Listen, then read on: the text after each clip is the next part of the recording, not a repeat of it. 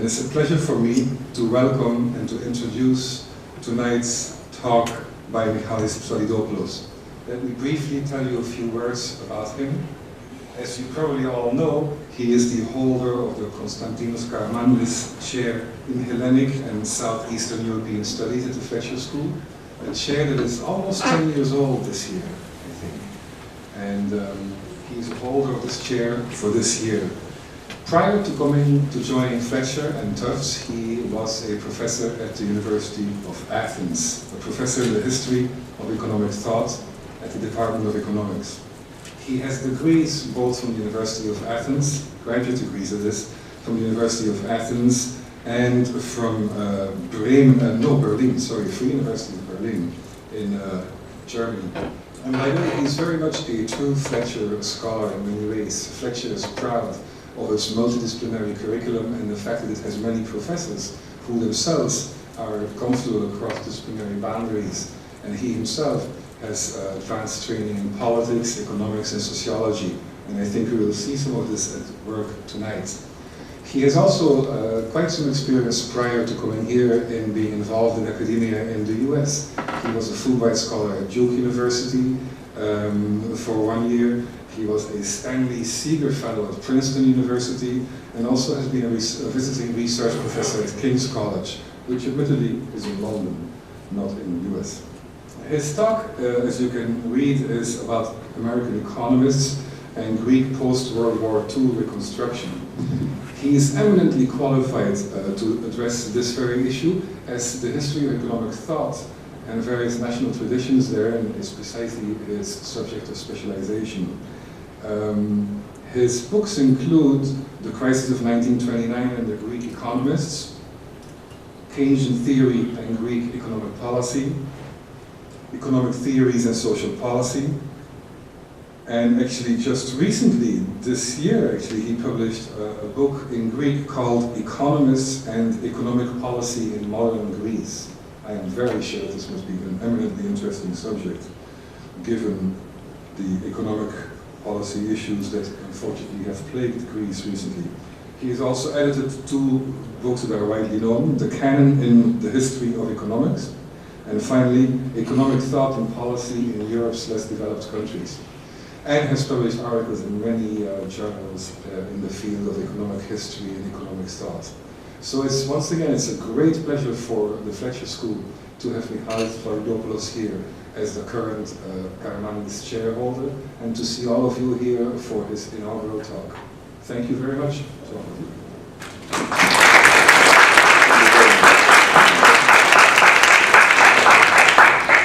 Your Eminence, Mr. Consul General of Greece, dear guests, thank you very much for being here. It's an honor for me to be a Karamanlis professor here at Fletcher, and I would like to take the opportunity and thank the committee that made the selection and allowed me thus to stand before you today. I would like to speak about a thing that is very interesting and somehow controversial. And it's about the American presence in Greece after the Second World War. Many books and articles have been written, and as you will see, I approach this subject in a revisionist, I would call it, way.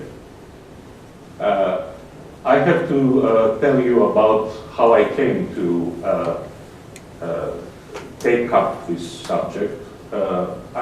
Some of you know that I am married to an international relations specialist, and because of space, we share the same room in our house. So I get when I go to work, I find her books and articles. They are about international relations, interventions in the world economy, the role of the UN. So I get to read lots of her things. And out of this, I came to the idea that we had in Greece an intervention, an American intervention, and if we were to do research and actually see what happened on a day-to-day basis, we could enrich our knowledge about what happened in our country, Greece. And of course, history does not repeat itself, but events do. And I think that the present-day interventions in Iraq, or Afghanistan, or in Haiti, or in Burundi, can learn from successful interventions in the past, for I consider the American intervention to be a successful one. My idea is to follow the following path, to analyze the influence of American economists, to highlight accomplishments and backlashes in this process, and to try to understand how changes in circumstances as history evolved between 44 and 53 changed decisions about policies and how economists reacted to those changes. So therefore, I'm going to give you some bits and pieces of Greek economic history of the post-war period, talk about the development process and the role the Americans played and the Greek economists played, and make special reference to 3 American economists in particular, or 4. So let me start by reminding you things those of you who are Greek or Hellenic American know, but it's kind of necessary to keep the timeline in your minds as I speak. In October 44, Greece was liberated, the Germans withdrew, and the national unity government, from the right to the communist left, came to Athens. Unfortunately, 2 months later, in December 44, there was a bloody clash on Syntagma Square, and a civil war-like situation erupted. It lasted until February 45. With the Vargas Agreement, amnesty was given to the communist insurgents.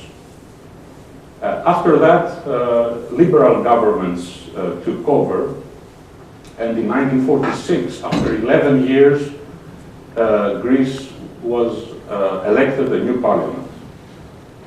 The populists, the right wing, won this election, and they rushed to bring the king back to the country after a referendum.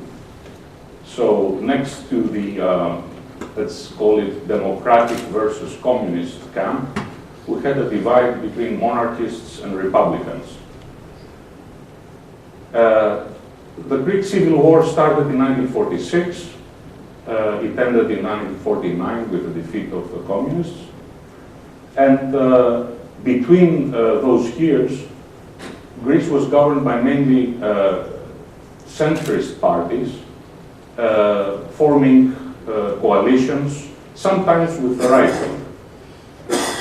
But after 1942, the electoral system was changed, a majority system was introduced, and since the right-wing party was always the strongest one, the centrists were split in 4 or 5 smaller parties.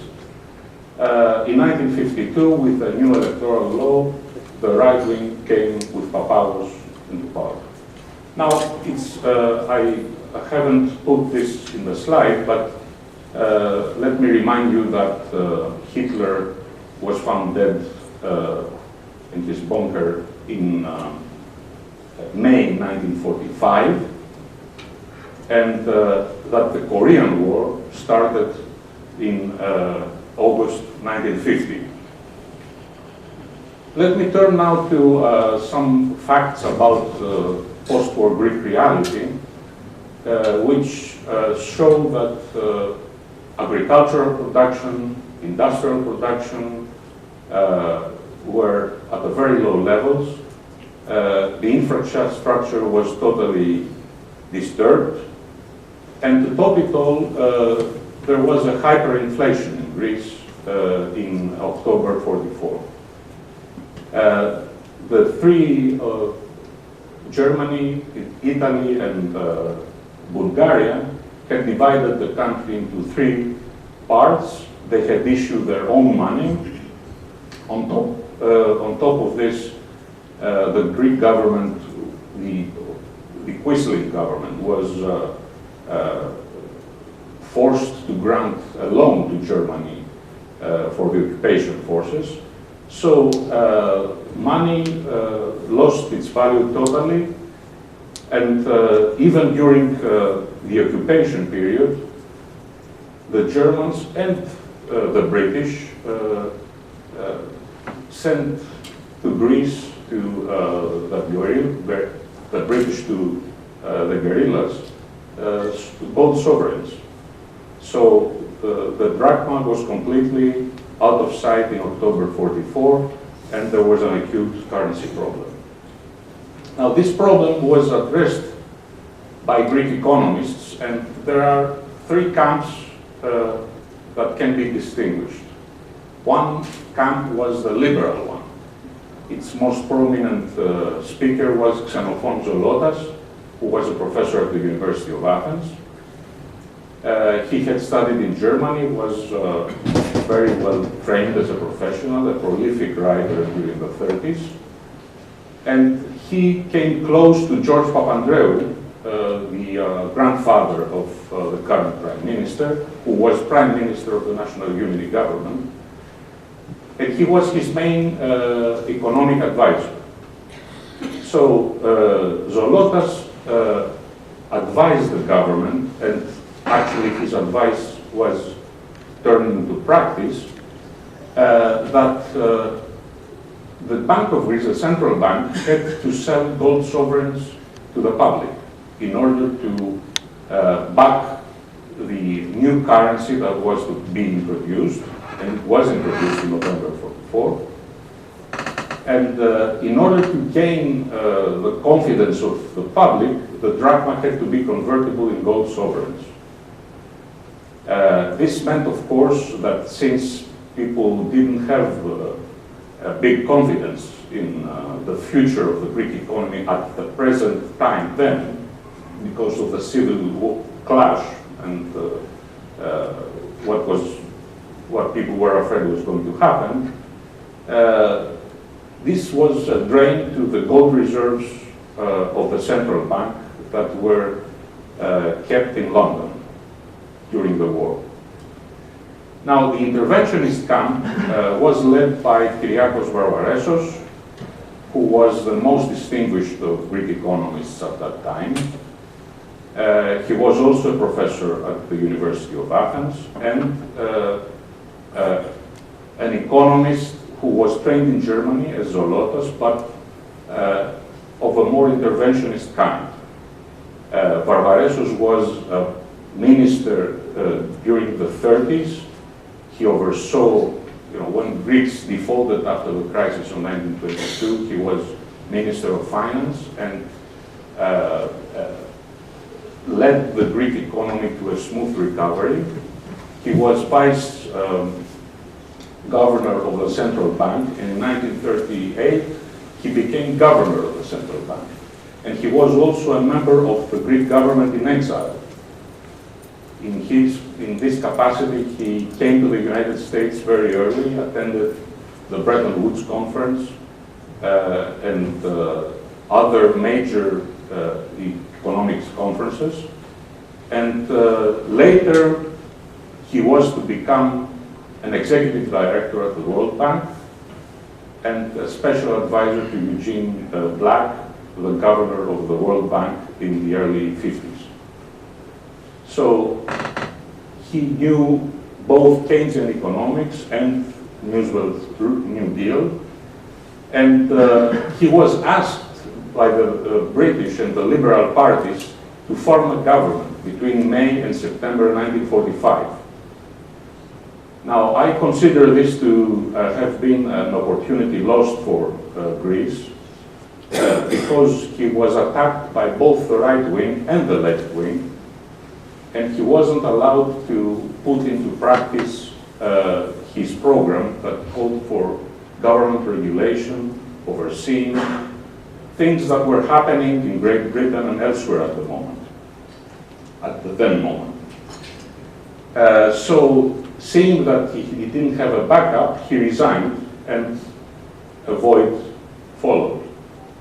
Now the left had as its hero Dimitris Batsis, who was a lawyer and who wrote the famous book Heavy Industry in Greece, which was published in 1947, advancing the notion of central planning and the need to build up a heavy industry in Greece. This book is a real achievement. Batsis himself was a lawyer, a trained lawyer, and according to my view, this book must have been co-authored with engineers, for it contains lots of information about the possibility of Greece to build up heavy industry using raw materials from the country itself. As Greeks and Hellenic Americans know, Batsis was later accused of spying for the Soviet Union, and because he was executed in 1952 as a member of the so-called Beloyanis circle.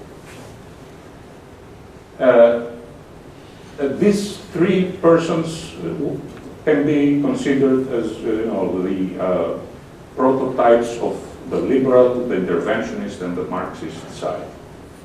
One politician that will return later is Yorgos Kartalis, who was Minister of Finance and Minister for Economic Coordination for 2 years, and he's considered to be the one who prepared, through the deflationary policy of the last center party government during those days, the successful stabilization of the drought. Let me turn now to the institutions that were formed for assisting Greece. First of all, the United Nations came, as they did during the occupation period, with UNRWA.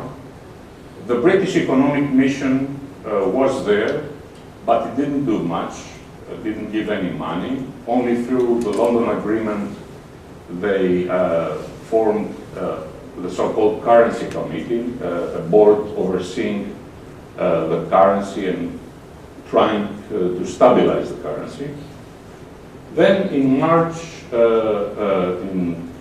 from January to March, Paul A. Porter came to Greece as a special envoy of the American government and submitted his report to President Truman.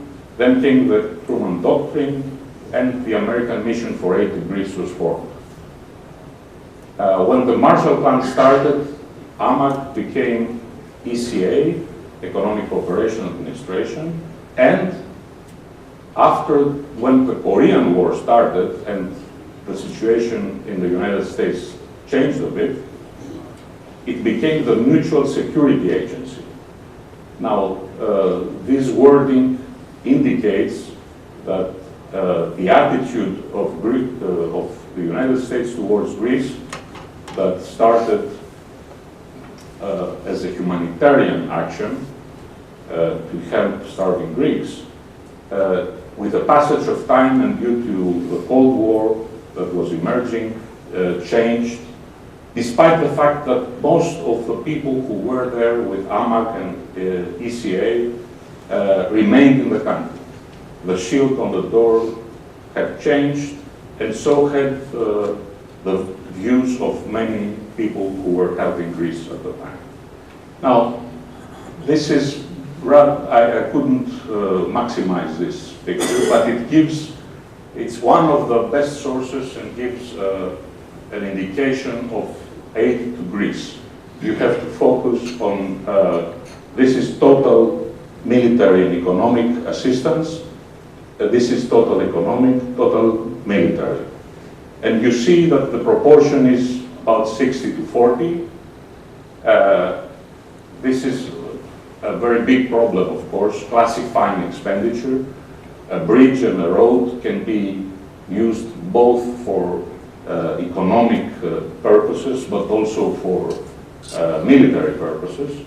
So there is, in literature, you find lots of numbers, but and I think that this gives a broad picture. To update these numbers, you have somehow to multiply by 7 or 8, I think, to come to present-day numbers. So it was an immense aid. Who were the people in charge for this aid? Now, the ambassadors of the United States to Greece were Lincoln McVie, then Henry Grady, then John Purifoy. And the heads of the institutions that were assisting Greece, Dwight Griswold, the governor from Nebraska, John Uving Jr., who was a Chicago banker, or Paul R. Porter, a different person than Paul A. Porter. He's mixed in the literature because they don't see the middle initial. He was a lawyer and an economist working in Washington. Roger Lapham was mayor of San Francisco. Other important American figures were Gardner Patterson and Al Constanzo. They were the American members of the Currency Committee with veto power. Patterson did a Harvard PhD in 48, 49, then went on to become a Princeton professor. Al Constanzo was a high executive at Citibank. The Foreign Trade Administration was in charge of licensing, giving the permissions for imports and exports. And it was a very important position. Paul Dawson, Charles Terrell, and Richard Westoby are the ones entrusted with this position. Westoby came to Greece in 1958 to 59 and stayed until 1966.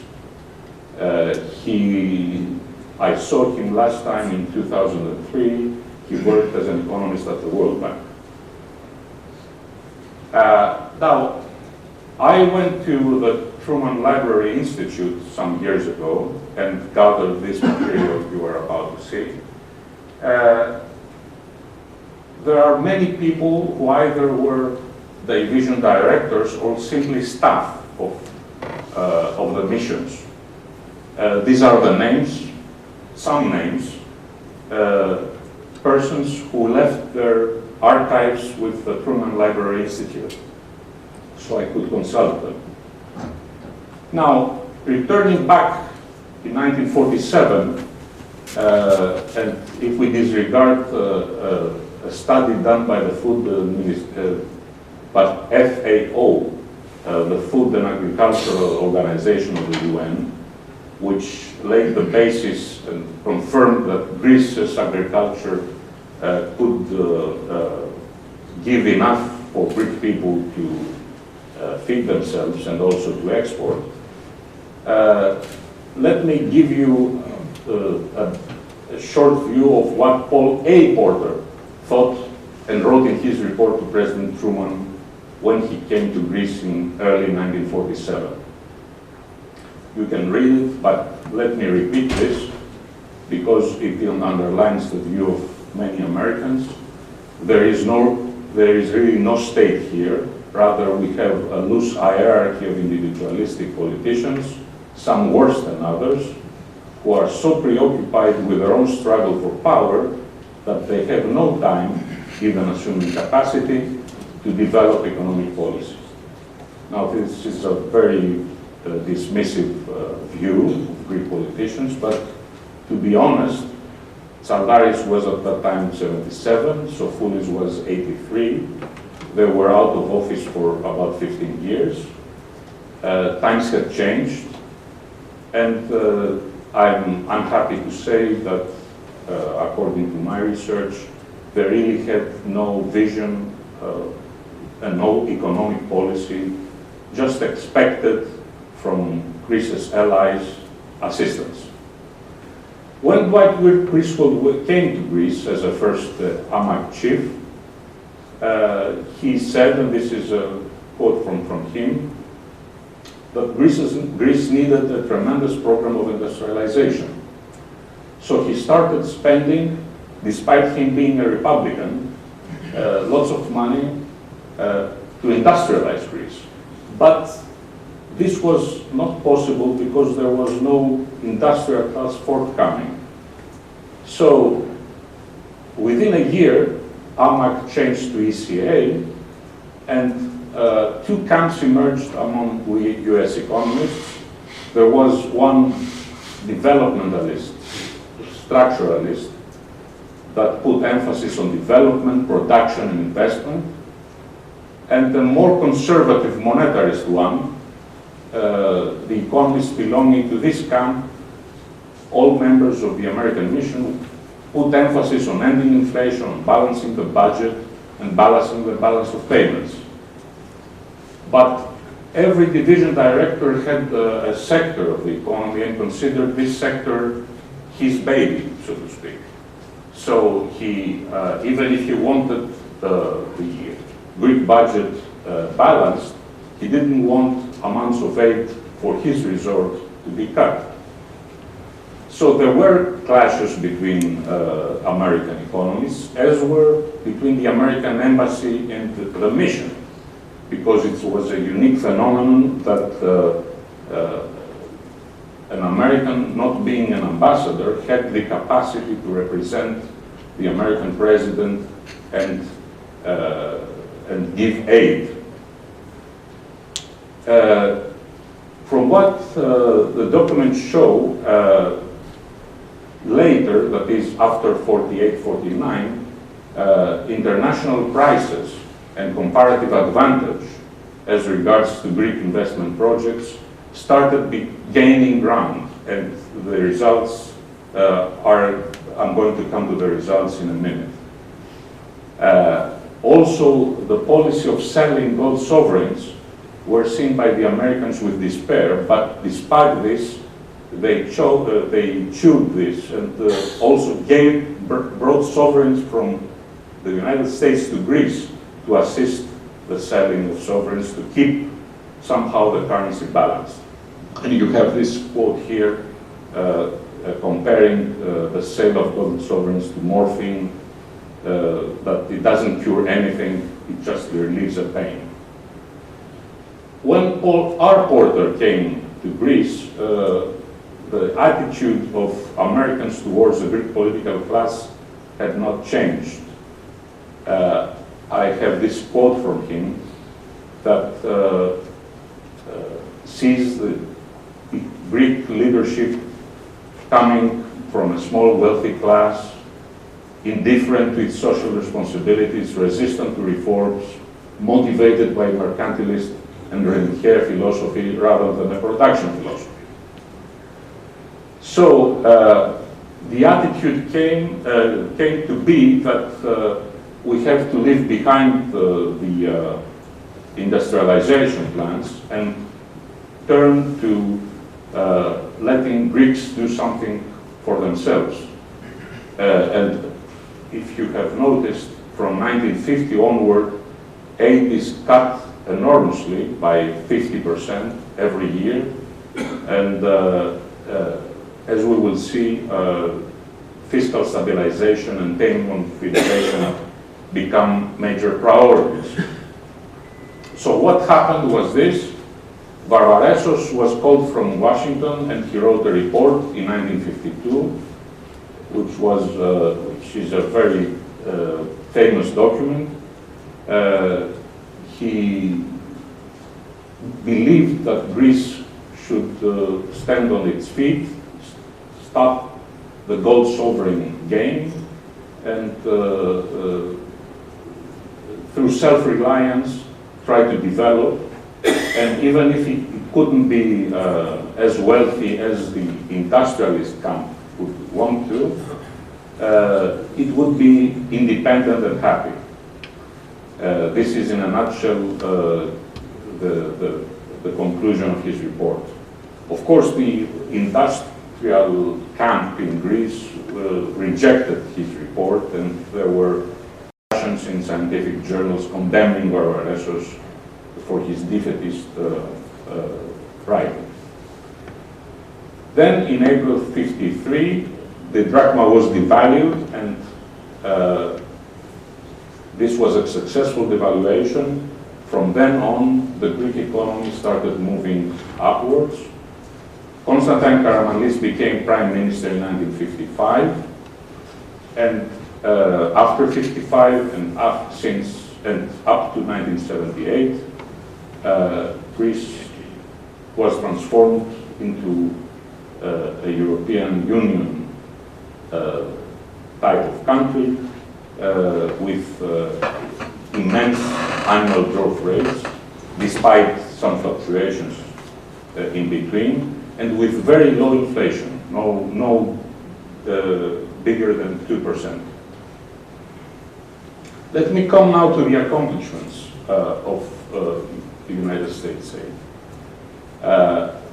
The most important, in my view, and this is a very personal view, is the so-called land reclamation project in Anthili. As you pass Thermopylae in central Greece, it's a village on the right.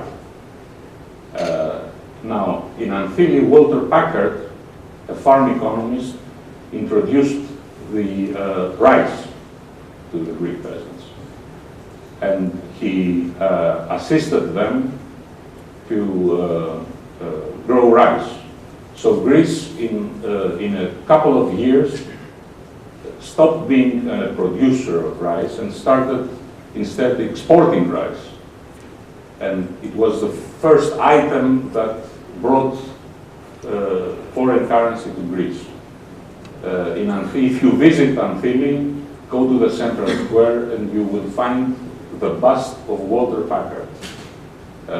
It stands there since the late 50s, and it is still there as a thank you of the inhabitants to this man. A second major project was the electrification project, which was the baby of Kenneth Iverson, with the assistance of the American firm Nepasco.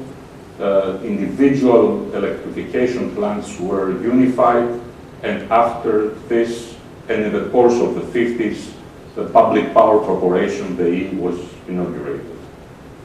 The Corinth Canal was also a major achievement. The United States Corps of Engineers, employing 12,000 Greeks, and through 2 joint ventures, cleared the Corinth Canal. This is, you know, the importance of this canal for the Greek economy. It had been destroyed by the Germans, and the British hadn't done anything about it until '47. Bryce Mace has also to be cited with his program for land improvement, land development, introducing fertilizers, etc. Now, this was the good side. There is also a bad side. There were major conflicts, like, for example, Dwight Griswold in 1947 when he came, and after witnessing some things, he thought that the populist, the right-wing government, wasn't representative of the will of the Greek people, despite it having been in power for only 1 year. So, with the leverage of aid, asked for a more representative government. And Tsaldaris resigned, and a new government introducing the liberals into power was introduced. The same thing happened many times, like in '48, when the ambassador forced new elections, threatening to cut aid. And so Venizelos, who was a leader of one small liberal party, had to resign. And in 1952, it happened for a third time when the American ambassador wanted the Greek parliament to introduce the new majority electoral system. which would be favoring the right. I remind again, Korea, 1950, and the war against communism. But there were also economic clashes, like the question of steel mill in 1948. Greece was granted during the reparations a steel mill from Germany. But Paul R. Porter, as ECA chief, thought that producing steel in Greece was uneconomical. So Greece would produce steel at a very high price, and he objected to that despite requests by the Greek government. So the steel mill was demolished, sold for scrap, and the Greek government got money instead. A similar thing happened with the sugar beet industry in 1952. The United States didn't want to give money for sugar beet industry because sugar again would be priced higher because of Greek costs. It is interesting to note that both projects were carried by Greek governments in the late 50s and early 60s. But as some of you may know, the steel mill Haligouriki is not working anymore, and so isn't the sugar beet factory in Xanthi. Both have closed because the American side at that time was right. Both these factories were uneconomical. I don't have a sense of time. How many? Can I carry on? Okay. So there are some other major causes of conflict, like the dollar clause, for example, in Central Loans Committee law. Americans were accused of not introducing a system of transparency. They were giving loans to some persons and not giving loans to others. Then the dollar clause meant that some people who had gotten loans in dollars would have to repay in dollars, whereas others would repay in drachmas. And during those years, the currency was devalued, and so if you took a loan in dollars, you had to find more drachmas to repay. And it was a steady strife. There was a steady strife between the Chamber of Commerce, the Chamber of Industry, and the Americans. Okay, let me turn now to my economists. First of all, Henry Grady, the ambassador. He was a professor of economics of international trade at the University of California at Berkeley before he went to the Foreign Office. He became ambassador to India.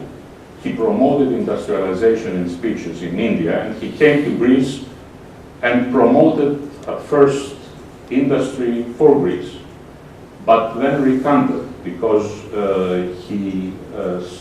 and this is a passage from his memoir, Adventures in Diplomacy, which is unpublished, according to my knowledge. I could not agree, he says, with the assumption that we were supposed to go on pouring aid without any assurance that it would be properly used. So he, at first, as I said, was a supporter of industrialization for Greece, but then took his support back. Now, the most enthusiastic supporter of Greek industrialization was John Kopok. He held an MA from Columbia, and he came to Greece in 1944 as an UNRWA officer, and he stayed in Greece for 5 years. He had a valuable knowledge of the country when the American Mission for Aid to Greece was formed, and he became an economist there. And after his tenure in Greece, he went to the University of Cambridge and worked with a very prominent disciple of John Maynard Keynes, Michalis Psalidopoulos. Now, Kopok has written many things. He has written also articles in Greek, which are translated probably, that appeared in Nea Economia, a journal of the times.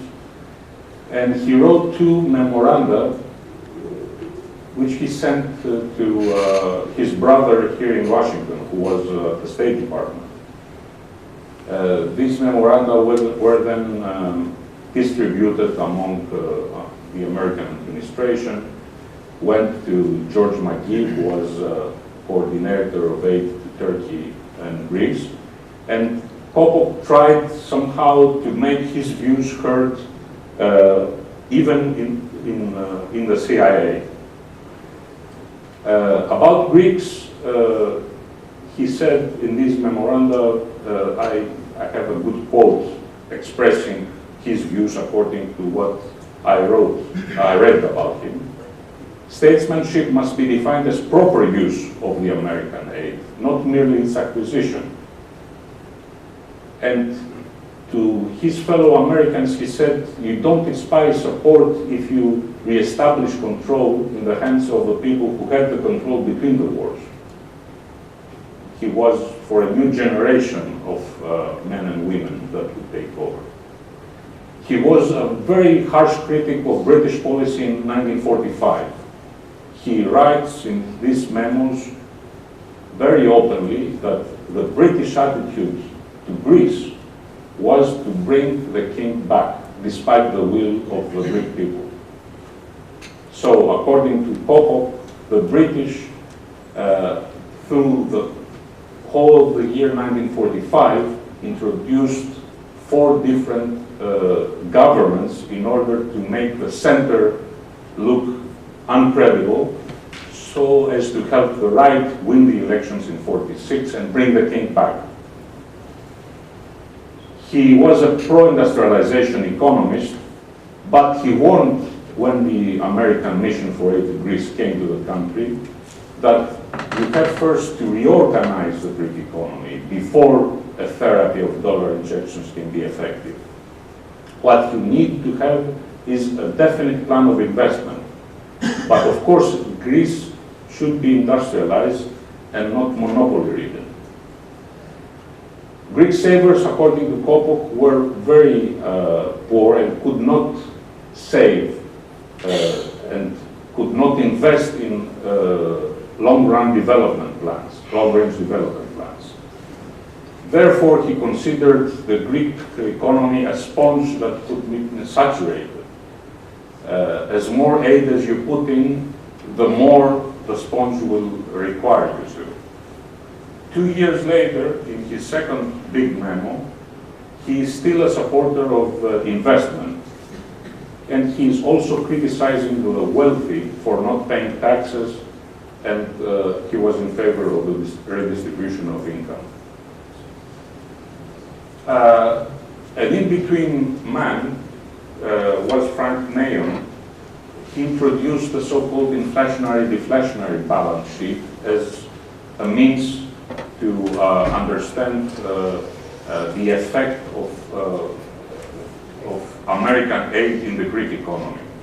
And I consider this to be a breakthrough in economics. Paul Samuelson, the famous MIT economist, had published his economics in 1948. And there you have the diagram with the inflationary and deflationary gap. And after a year or two, this American economist uses this elementary economic analysis while making plans for the Greek economy. This is very personal. I'm a historian of economics, as you know. I come now to the last and most important economist to whom I would like to say a few words about. Edward Tenenbaum. Tenenbaum had gotten a PA from Yale in 42, worked for the OSS, went to Germany after the Second World War, and was instrumental there when the German currency was stabilized. Now, this is acknowledged in the history of the Bundesbank and by major German economists. Despite being very young, he was in the team that helped stabilize the Deutschmark. After this, he returned to Washington, worked for ECA, worked for the IMF, and he was called to Greece in 1951 to stabilize the Greek currency. This, of course, histories about the Americans in Greece have scant references to Tenenbaum, but his importance has not been stressed strong enough.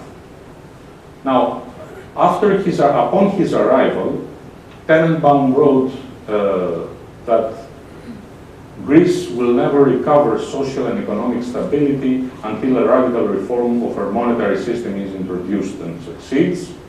For this, no time is better than the present, with the possible exception of the past.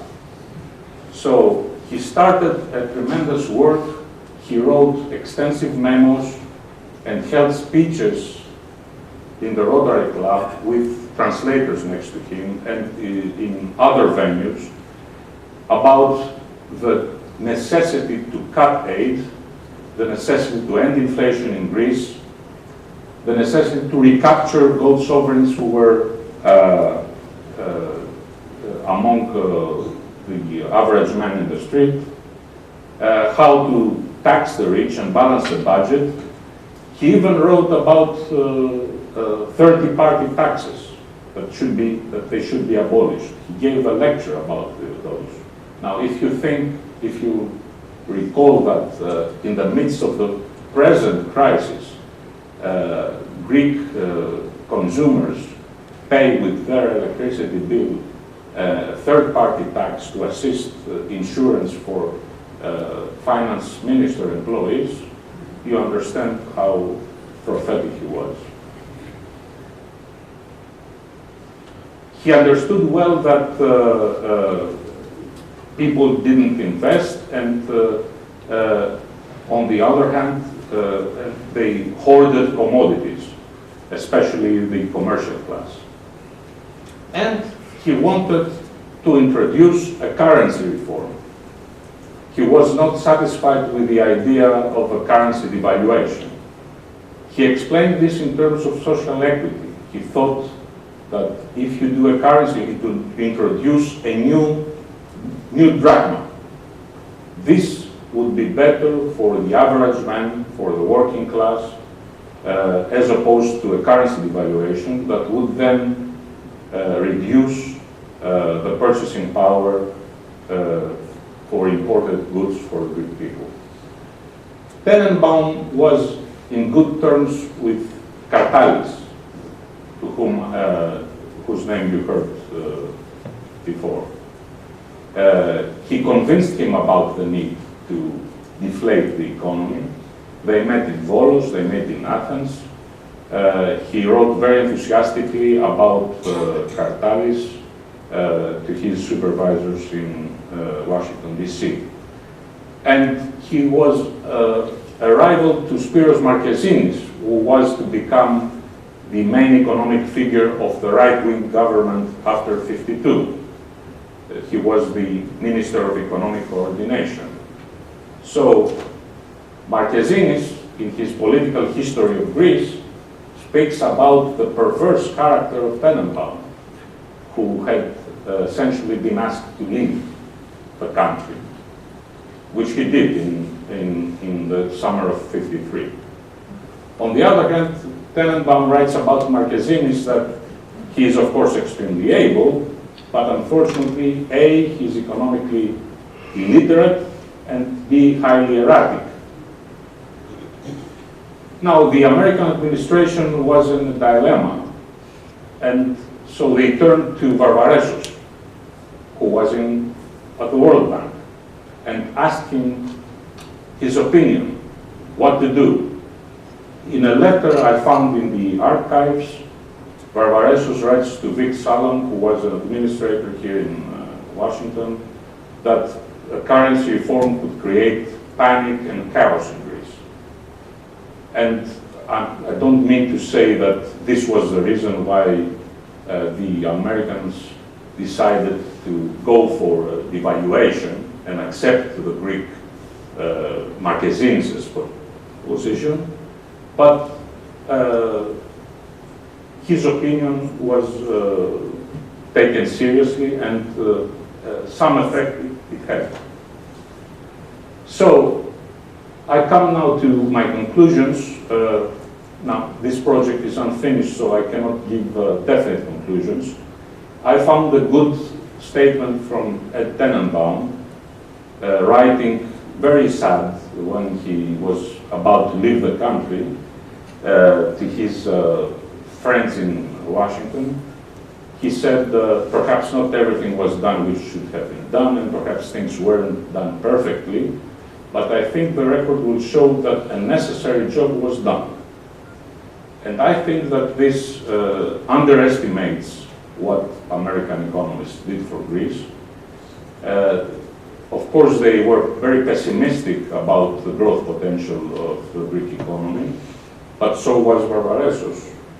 And therefore, from what I saw, and my general conclusion is that American economists deserve our respect and gratitude.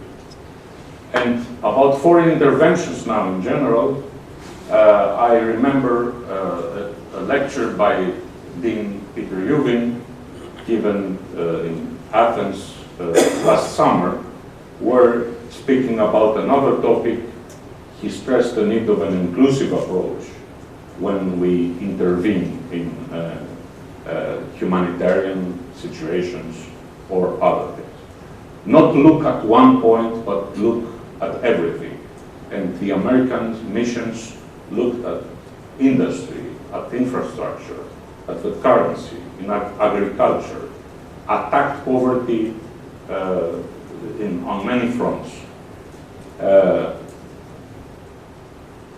American economists were idealists, and idealism was good, I think, for reconstruction. Realism, of course, has to be taken very seriously in international affairs, but in order to conquer hearts and minds, you have to appeal to people with, as the American economists did in Greece. Thank you very much for your attention.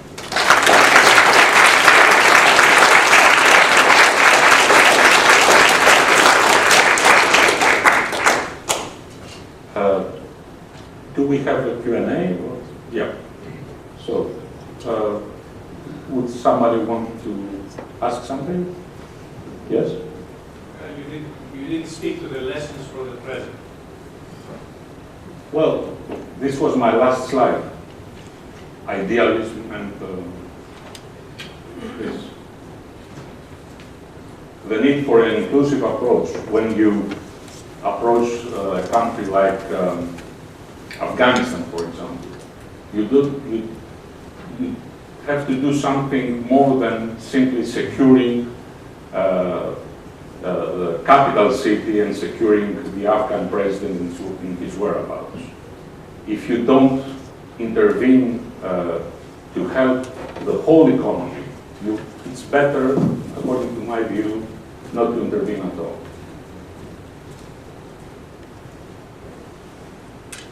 Yes?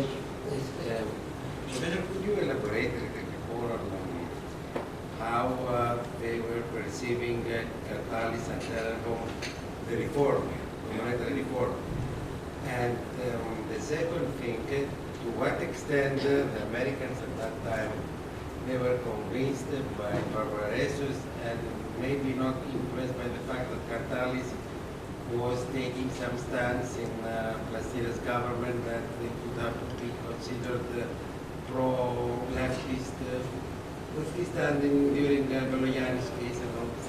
Yes, it is absolutely true that Karamanlis was the one who cooperated with Tenenbaum, but on another level, John Purifoy wanted the right wing to win the elections. So Kartalis did half of the work, and then he was out of office, and the next government came, and they, so to speak, were the ones who smiled. But as history shows, they shouldn't be credited 100% for the successful devaluation. Too many people were involved in this, including the Americans. Now, Varvaresos is a variable outside, the system. Since 1945, he left the country, and he lived ever since in the United States, and he passed away in 1957 here in Washington. He's buried in Washington. So he was a consultant to the Plastiras government, and after his experience, he didn't want to play any part in Greek politics. But of course, he had a keen interest in Greek affairs, and this is demonstrated by letters he has written that are going to be published in his collected works, which I'm editing the president. So he was a great economist, no doubt about that. But about the monetary reform versus devaluation. Now, when you would, Tenenbaum thought a new drachma could be introduced, as it had in November 44. And he calculated the amount of money that had to be distributed. All drachmas would have to disappear from circulation. Every citizen would get, if I remember well, 10 drachmas from the government for first day expenses. It was a very detailed plan. And he thought that this plan would serve the Greek economy best, because what had happened between 44 and 53 was a continuous speculation with the gold sovereigns, an inability to stabilize the currency, and a commercial class that hoarded commodities and played with the drachma differential to the dollar as a means to make a living. And all the Americans, including Tenenbaum, were new dealer type economists, and wanted regulation, and wanted productive investment, and wanted, they didn't mind big corporations, but they didn't want monopolies. And somehow they had to cope with Greek reality, because the Greek governments were their allies, and the communist threat was out there. And this explains their ambivalence up to a point. But when realism rang the bell, decisions were made. And as Purifoy did, and others as well. Yes? You started by referring to the perennial debate between balancing the budgets and a large stimulus package, as we say today. And then you refer to the ambivalence of American economists about that. They went both ways in some ways. I was wondering if you could elaborate on how this debate was reflected in the policies implemented by the Greek governments and the American officials in those years. Yes. Well, there is no doubt that Greek intellectuals didn't want the country to go the path of the 20s and the 30s. So everyone in the country was in favor of industrialization. Now the question was, how do you industrialize an agricultural country? Had Varvaresos stayed in power, he would have perhaps introduced state-owned factories and then sold them to the public after some years of after some years. But in order to have industry, someone has to invest in industry. Intellectuals don't. They write books. So there was in 1947, 48, 49, everyone wanted industry, but no industry was created. This is an exaggeration. There was some industry, but not the industry that would make Greece an industrial country. There was the shipping sector recovered through the sale of Liberty ships to Greek ship owners.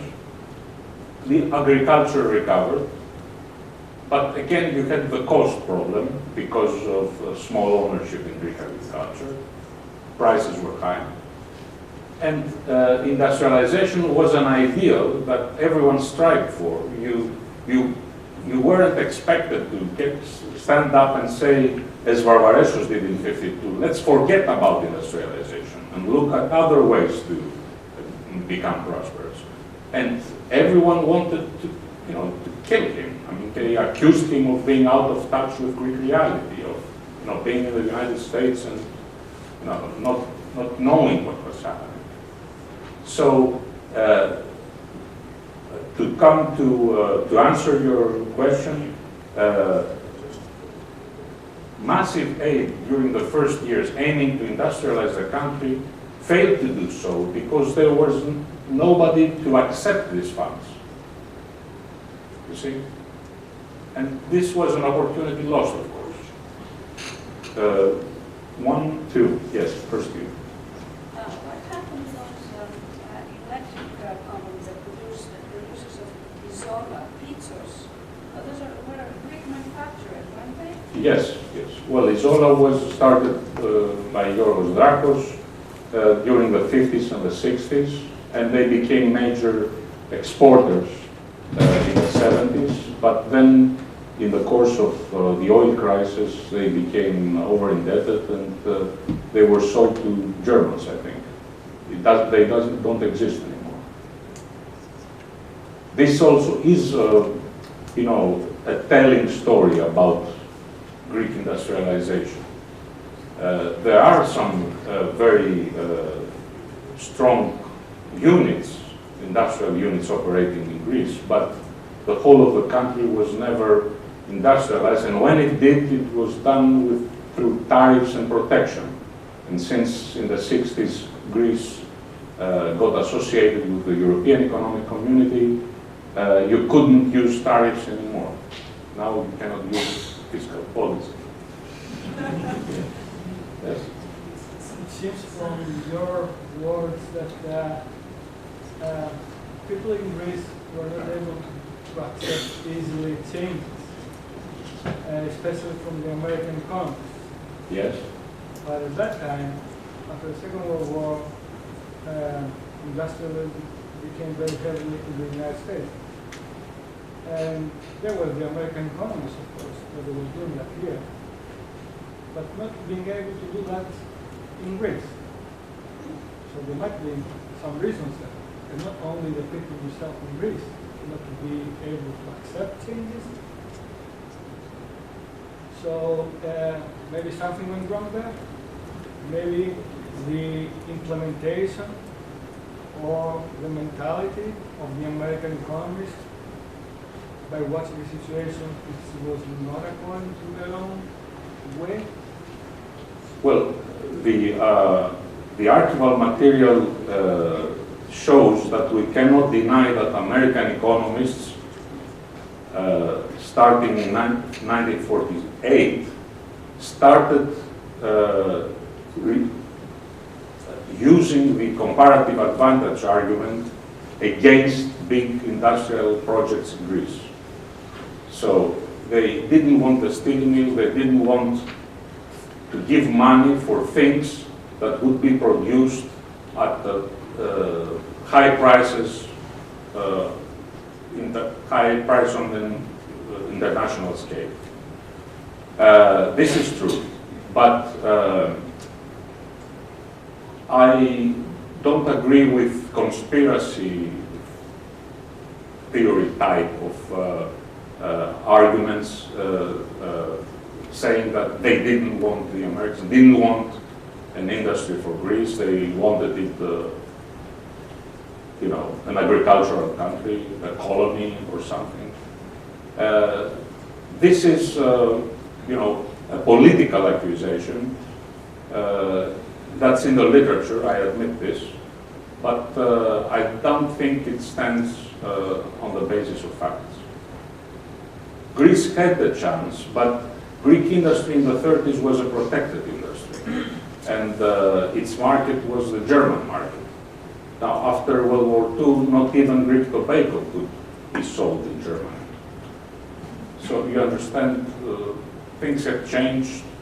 But what happens usually is when you have desert and you want to build something, it's much more easier. Instead of having a certain situation where there is an establishment and you are trying to enter. Therefore, Greece at that time, after the Second World War and after the Civil War, was more or less a desert. Really, it was a disaster. I mean, there was nothing there. So it was much more easier to be able for the American economists through industrialization process, proper industrialization process, to do some things. But I don't think so that there will be a kind of question mark on the Greek history. So there might be, in my opinion, some major reasons that this would not be able to be applied in this extent, or it would be possible to call Greece industrialized at that time. Well, to that I say more research needs to be done and more things written about it, and we will eventually come to a more holistic picture of all this. Yes? You talked about industrialization several times.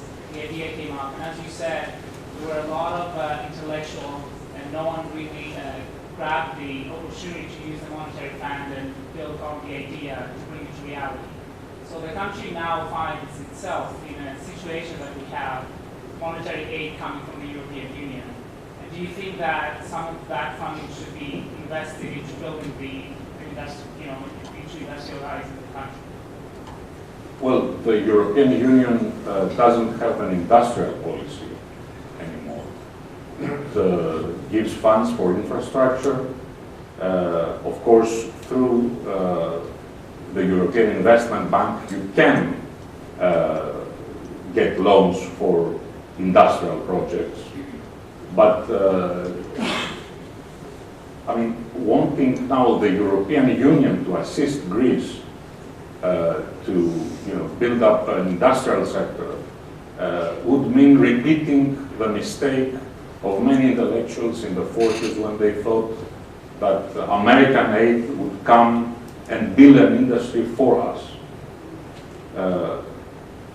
You build the industry if you are an industrialist or you decide to become one.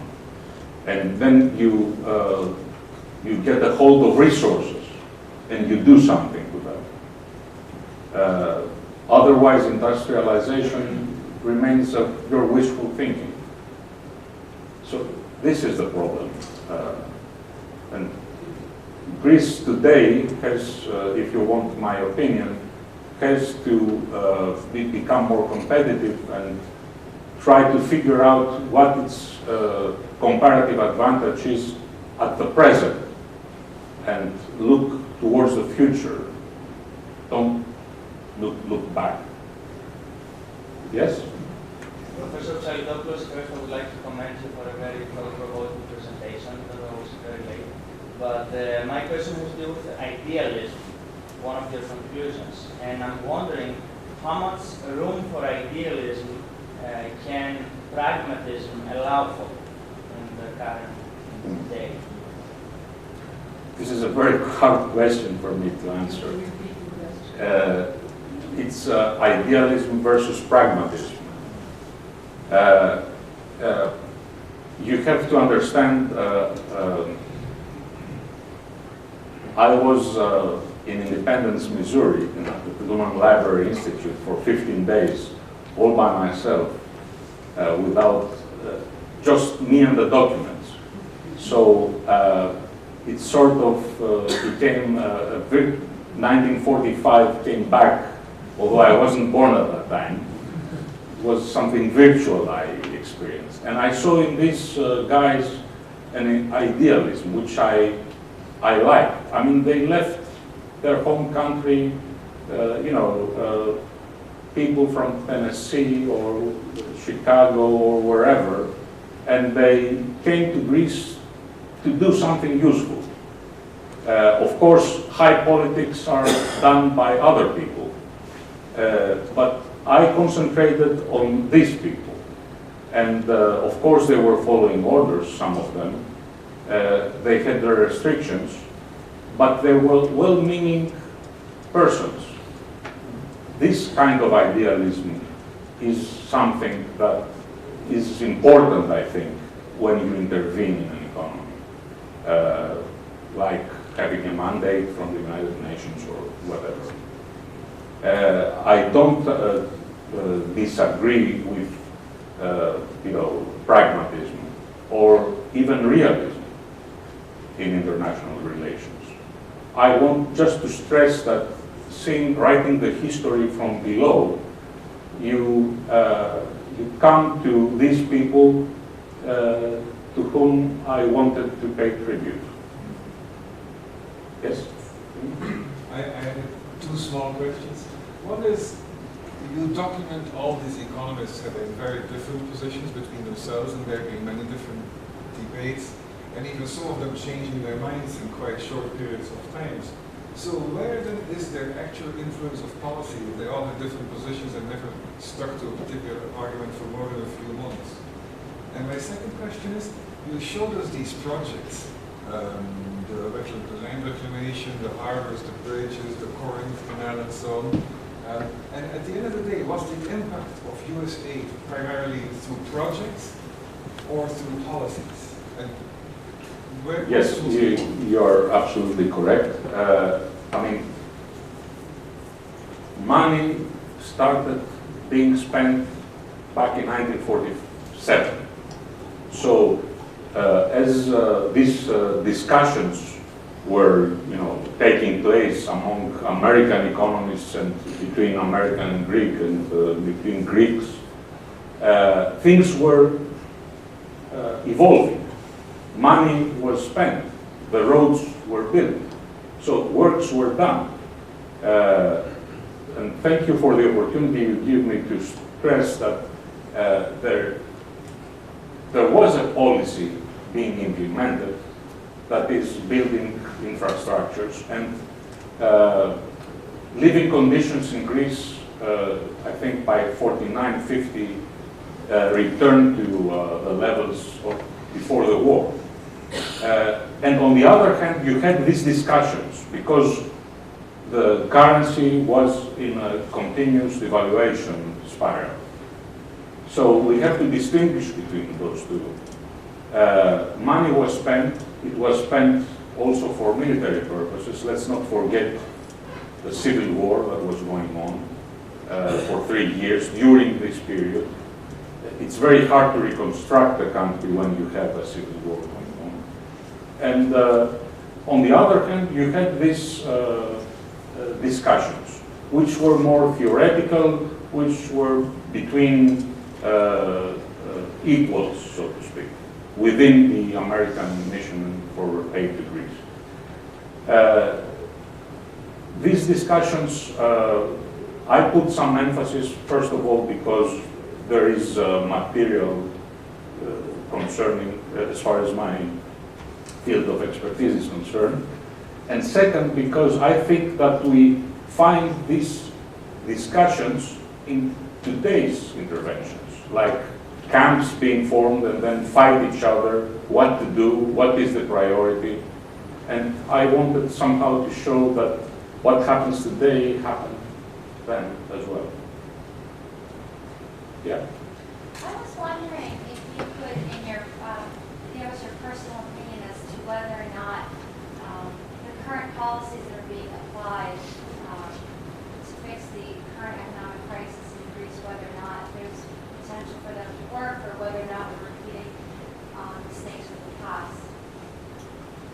Well,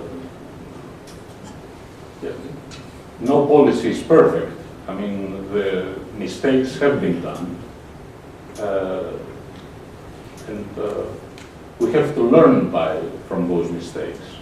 But if we were now to name some mistakes, perhaps we would end up quarreling, which is the most severe mistake, or who they made the biggest mistake.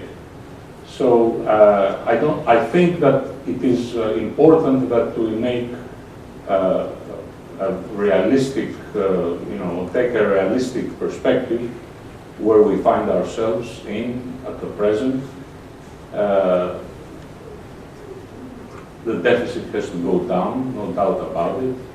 The competitiveness has to become a major policy objective. This doesn't mean that tax evaders who were present in the 40s and the 50s and are still present don't have to pay taxes. I mean, these are things that policy should go after. And public spending, of course, has to be curtailed. It's unbelievable what you get to hear concerning public spending in Greece in the last 25 years. Now, circumstances were allowing the Greek economy to continue on this model, but I think this is over now. If I stay here for the next year, I may speak about the Greek economy at the present next year. Yes? So if I understand correctly, what you're saying is that the lesson for the present is that a mission should be found for the economy in the future. So like, yes, in idealistic terms, meaning that there has to be found a mission that, in my view, everyone... economic that it should actually implement, and it should be more inclusive, and it should... Is it what you're getting? In my view, everyone should try to change things, because when public servants get a wage cut, engineers and lawyers think they can get away with that because they are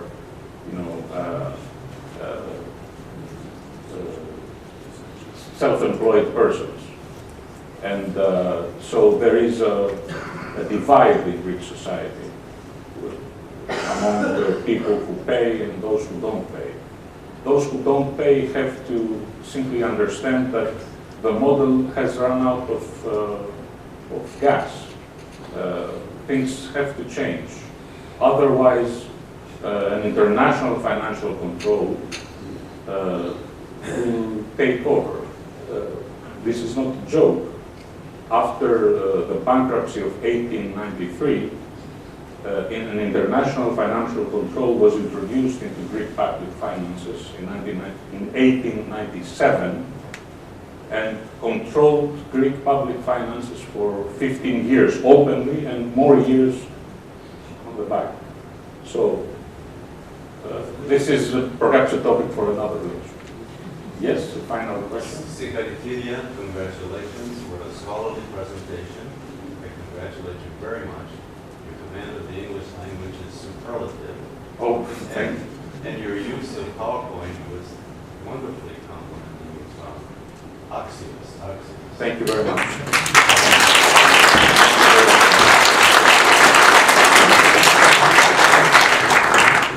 Yes, I think many of these conversations that we are now moving into can continue over a glass of wine or juice or whatever you prefer. You are all very welcome to a reception that now follows this event.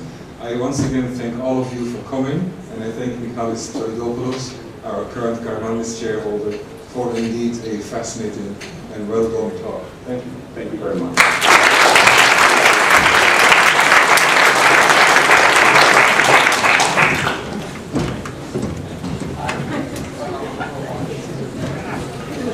Thank you.